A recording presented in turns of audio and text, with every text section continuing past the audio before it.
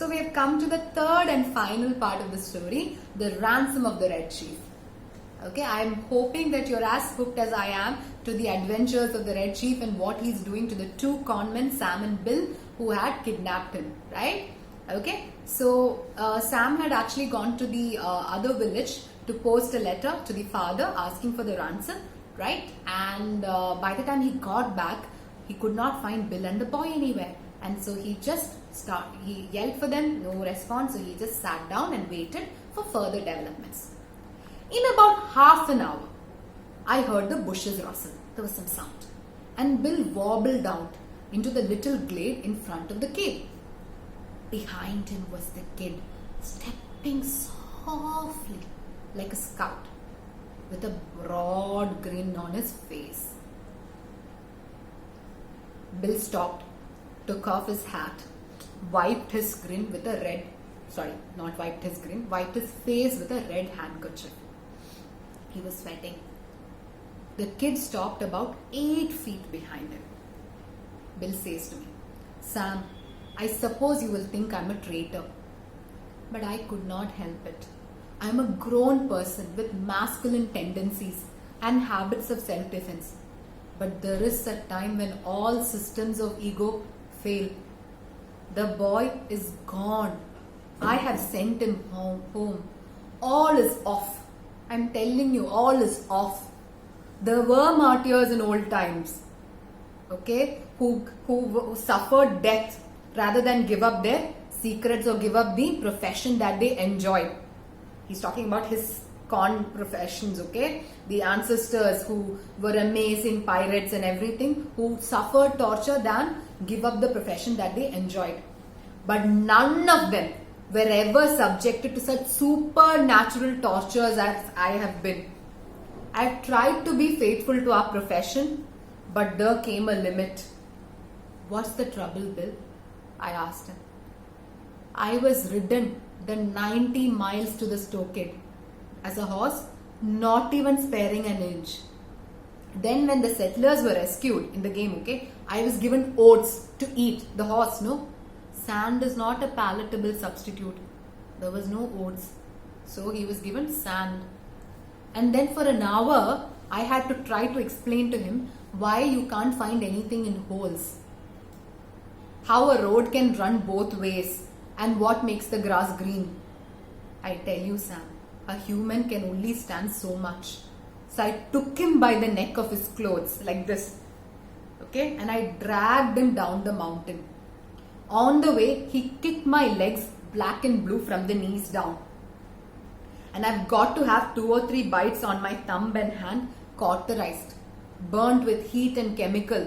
Like instead of taking a TT in those times, you had to, if you had a wound, if you're worried that, it might lead to an infection, you might have to cauterize it, which means using fire to burn the top part off. Imagine that, he has to do that. But he is gone.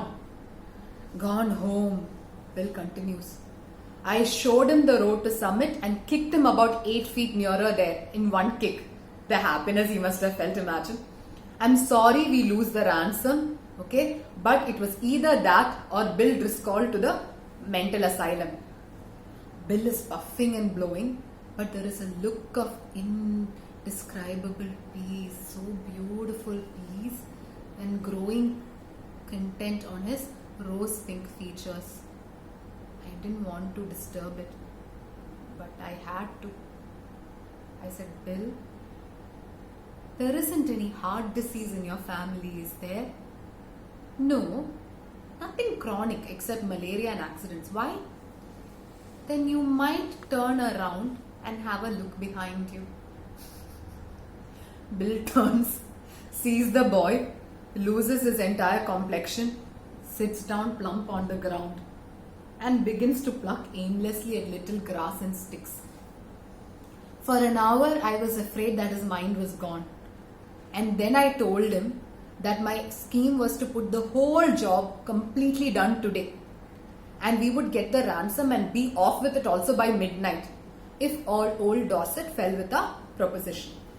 If he agrees to a proposition, we'll get the money by tonight and we'll be off. That's all. We just need to suffer till tonight. So Bill braced up enough to give the kid a weak sort of smile, kind of a thing, and he promised to play the Russian in a Japanese war with him. We are out of Indian and American wars, now it is Russia and Japan, okay? So he promised to play the Russian in a Japanese war with him as soon as he felt a little better. I had a scheme for collecting the ransom without danger of being caught by counterplots. Okay, this should commend itself to professional kidnappers. We were amateur kidnappers, but even professional kidnappers should be proud of the scheme that we had come up with.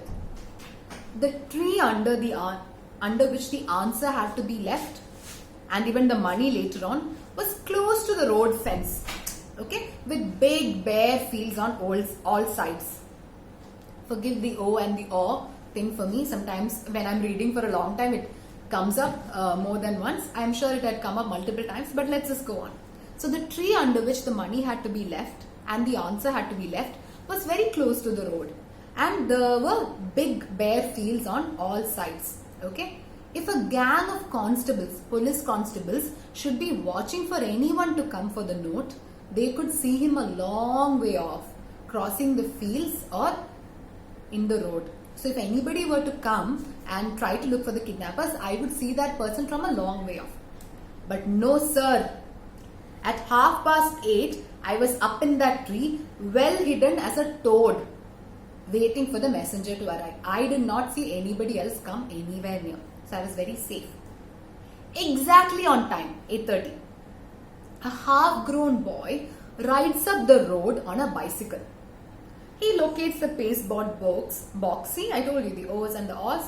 He locates the pasteboard box at the foot of the fence post, slips a folded piece of paper into it, and he pedals away again back towards Summit. I waited an hour, 9:30. Okay, then concluded the thing was square. Nobody was looking for me, nobody was coming for me. Okay, everything was fair. I slid down the tree, got the note, slipped along the fence till I struck the woods, and I was finally back in the cave in half an hour. So by the time we got back, it was 10 o'clock. I opened the note, okay, went near the lantern and read it to Bill.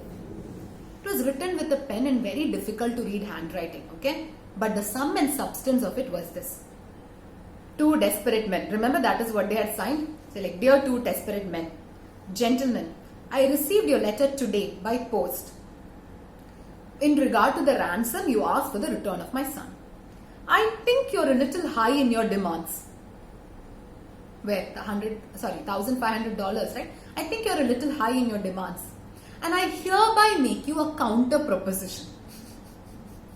The father is saying, I am making you a counter proposal, which I believe you will accept.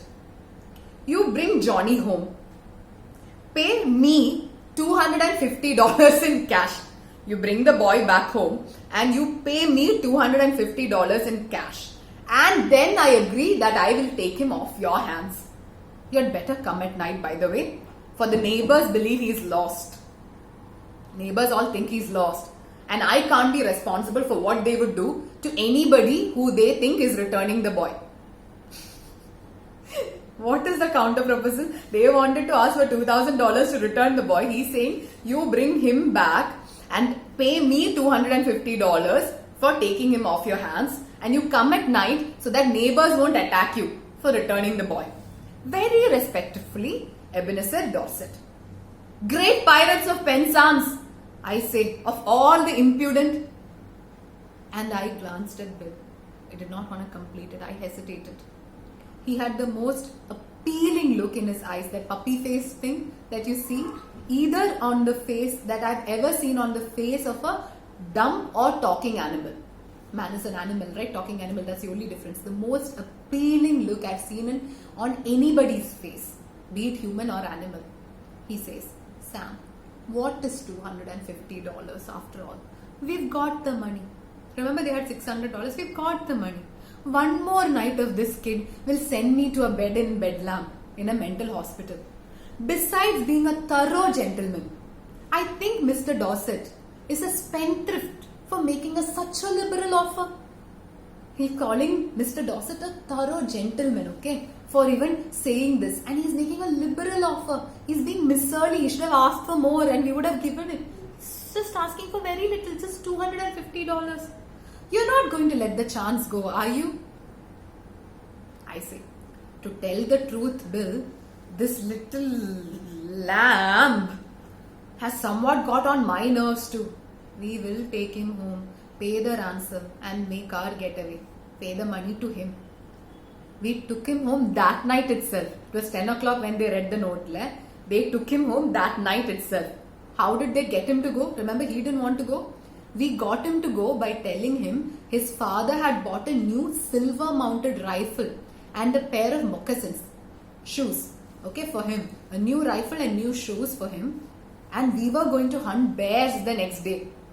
Next day we will all go and hunt bears. It was just 12 o'clock, midnight, when we knocked at Ebenezer's front door. Remember the time? That time that Ebenezer was supposed to give the money, deposit $1,500. At that time, we were knocking on the door of his house. Just at the moment when I should have been abstracting $1,500 from the box under the tree, according to the original proposal, Bill was counting out. Instead of that, what were we doing? Bill was counting out $250 into Ebenezer's hands. When the kid found out that we were going to leave him at home, he didn't take it easy. He started howling, okay, and kind of hugged Bill's leg so tight, like a leech, putting his teeth into his Bill's leg, right? Like a leech he was. His father peeled him away gradually, like a plaster, not like a band-aid you would rip off. Peeled him away slowly. Bill asked, "How long can you hold him? How long can you hold him?" Says old Dorset, "I am not as strong as I used to be, but I think I can promise you 10 minutes. 10 minutes. Enough, says Bill. In 10 minutes, I shall cross the central, southern and middle western states and will be legging it trippingly for the Canadian border. In 10 minutes, I will reach there." And as dark as it was, as fat as Bill was, and as good a runner as I am. It was very dark, Bill is very fat, and I am a good runner. Even in that case, it was a mile and a half out of Summit before I could catch up with him. He was a mile and a half ahead of him. That is the end of the story, my good folks. Okay, so this is the story of the ransom of the Red Chief, where two kidnappers, aspiring kidnappers, okay, kidnap a little boy who turns out to be so much trouble that they had to pay the father some money to take the boy off their hands. And I feel this story was very appropriate for today, day 24, and my last day at the hospital, because I'm getting discharged today. Because I think I was more trouble to the doctors than they would want it, so they're sending me home because it's more trouble keeping me here than sending me home. So it was just really funny. It's a funny story and a really sad story if you look at it, but there you go. Alright, so this is the end of my story reading sessions at the hospital, but I hope to be back again with more stories, maybe not every day, but I hope to be telling you stories someday.